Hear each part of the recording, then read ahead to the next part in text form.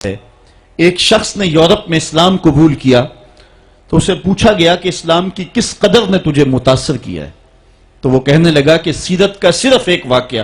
میری ہدایت کا سبب بن گیا۔ وہ کون سا واقعہ تھا جو تیرے لیے رہنمائی کا سبب بنا؟ اس نے کہا حضور کی مجلس لگی ہے، لوگوں کا ہجوم ہے،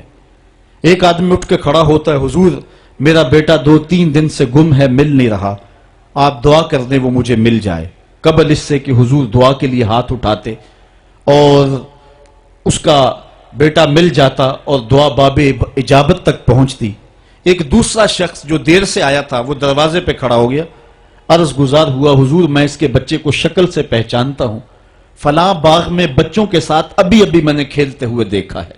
باپ نے جب سنا تو دوڑ لگا دی، 3 دن سے بچھڑا ہوا تھا، بیٹے ملنے کی خبر اس کو تڑپا گئی۔ حضور علیہ السلام نے فرمایا اسے بلاؤ، بلایا گیا، فرمایا بہت جلد ہے؟ جی حضور آپ جانتے ہیں کہ ایک باپ کے جذبات کیا ہوتے ہیں، بیٹا بچھڑا ہے، 3 دن گزر رہے ہیں، الگ تڑپ رہا ہوں، اس کی ماں بے چین ہے، 3 دن سے کچھ کھایا نہیں، کچھ پیا نہیں، میں چاہتا ہوں بہت جلد جا کے اپنی آنکھوں کو ٹھنڈا کروں اور اس کی ممتا تک اس کے بیٹے کو بھی پہنچاؤں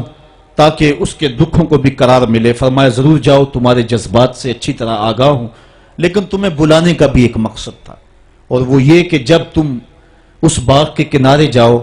اور بچوں کے ساتھ بچے کو کھیلتا ہوا دیکھو تو اس کو بیٹا کہہ کے آواز نہ دینا، بلکہ جو نام رکھا ہے اس نام سے پکارنا۔ عرض کی حضور میرا بیٹا ہے، اگر بیٹا کہہ کے پکاروں گا تو حرج بھی کیا ہے؟ فرمایا تم 3 دنوں سے بچھڑے ہو، تمہارے لہجے میں بلا کی مٹھاس ہوگی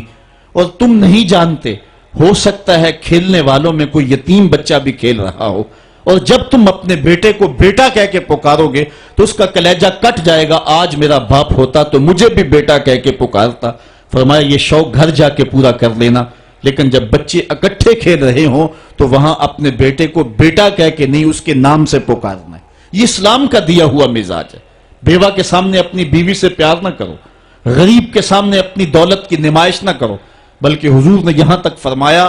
اپنے گوشت کی خوشبو سے غریب ہمسائے کو تکلیف نہ دو، یا تو تھوڑا سا پانی زیادہ ڈال لو اور شوربے کی ایک پیالی غریب ہمسایوں کے گھر بھی بیچ دو،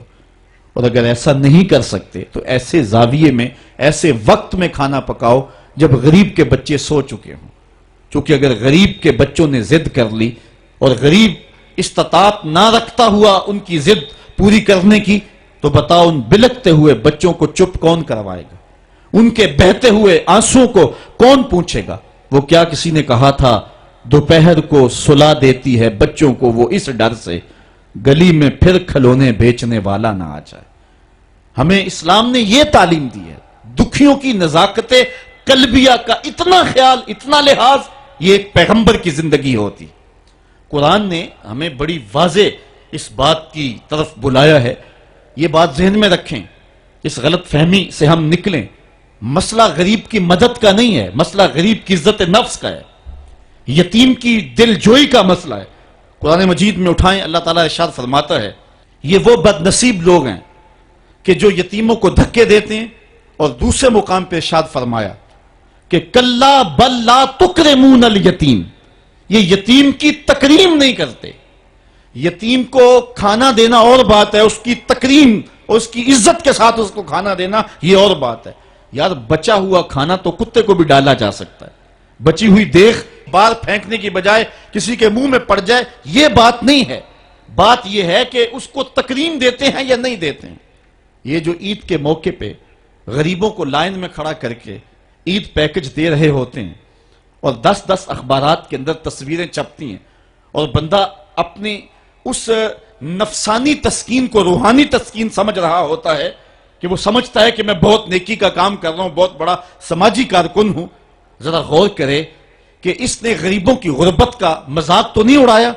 اس لائن کے اندر جہاں غریب، یتیم اور لاچار کھڑے ہو کر کے تصویریں کھچوا رہے ہیں، اگر اس کی بیٹی کو اس لائن میں کھڑا ہونا پڑتا تو اس کے جذبات کیا ہوتے؟ اس کی بیوہ بیوی ہو جائے اور اس کو اس لائن میں کھڑا ہونا پڑے تو اس کے جذبات کا عالم کیا ہے؟ تو غریب کی مدد کا مسئلہ نہیں،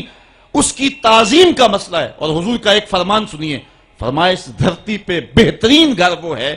جس میں یتیم کی عزت کی جاتی ہو، یتیم کی صرف کفالت نہیں بلکہ اس کی تکریم یہ اسلام کا معاملہ ہے.